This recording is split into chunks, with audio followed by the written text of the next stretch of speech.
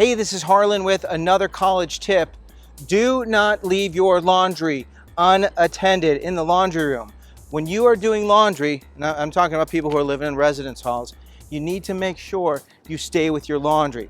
Because, and this is a true story, I was on a campus and people were telling me about someone who was going into the laundry room and they were throwing poop in the dryer. You heard me right, they were throwing poop.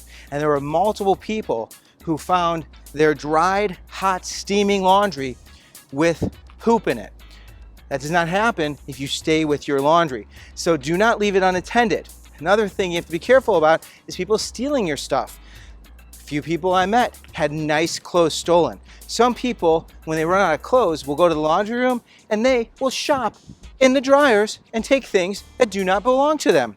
So the beauty of actually staying with your laundry is not only are you going to ensure that your laundry is not pooped on or stolen, you might actually meet someone who can turn into a friend, or who knows, if the two of you are trapped in the laundry room for a long time, it could turn into something even more.